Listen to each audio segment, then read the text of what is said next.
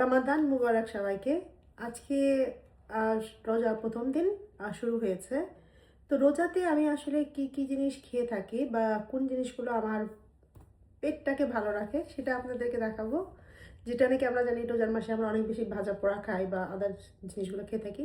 So কোন জিনিসটা আমরা যদি রিপ্লেস করি বা কোন জিনিসটা যদি আমরা ব্যবহার করি আমাদের গাট সিস্টেমটাকে ভালো করবে। ফার্স্ট অফ অল আমি আপনাদেরকে দেখাতে যাচ্ছি this one is the best one, purifying water. So purifying ওয়াটারটা আমার এখানে লাগানো আছে, আপনারা দেখতে পাচ্ছেন। সো আমি এখানে একটা নবটা অন করছি অ্যান্ড দেন আমি এটা ওপেন করছি, এখান থেকে পানিটা বের হচ্ছে। তো এই পানিটা আপনার পেটের অনেক ধরনের সমস্যাকে সলভ করে দিবে। এখন যদি ইউজ করি তাহলে রেগুলার ওয়াটার আসতেছে।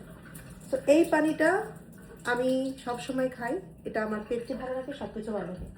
অন টপ অফ দ্যাট ইফতারিতে আমি প্রোটিন শেক বানিয়ে খাই যাতে আমার প্রোটিন অ্যারাম থাকে শরীরে।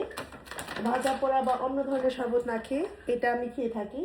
আর এরপরে হচ্ছে যেটা আমি খাই সেটা হচ্ছে এই ড্রিঙ্কসটা। এখানে প্যাকেট আছে, আপনারা দেখতে পাচ্ছেন।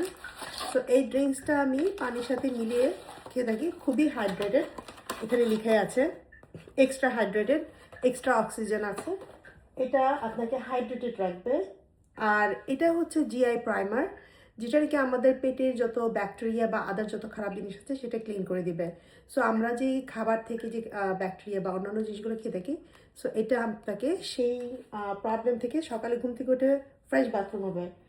You can see the cleaning and on top of that এটা হচ্ছে ইমিউনিটি বুস্ট, কারণ আমাদের ইমিউনিটি সিস্টেমটা উইক হয়ে যায়। তো এখানে এরকম টুইস্ট টিউবগুলো আসে, এর ভিতরে একটা টিউব আপনি 1 গ্লাস পানিতে মিশিয়ে খেতে পারেন। তো যতটা হাইড্রেটেড এবং হেলদি থাকা যায় আর কি। আর টপ অফ দ্যাট যাদের গ্যাসের প্রবলেম আছে তারা এই ভাইটামিনটা অবশ্যই খেতে পারেন। এটা খেলে আপনাদের গ্যাস প্রবলেম একদমই চলে যাবে। এইটা এবং এটা যদি কন্টিনিউ করেন দুইটা একসাথে, দ্যাট উইল হেল্প ইউ। আপনার এই রোজার মধ্যে বা রোজার পরবর্তীতে আপনাদেরকে অনেক বেশি হেল্প করবে।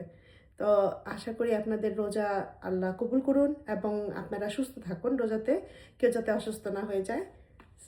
আমি আমার টিপসগুলো বললাম কিভাবে আমি ভালো থাকি।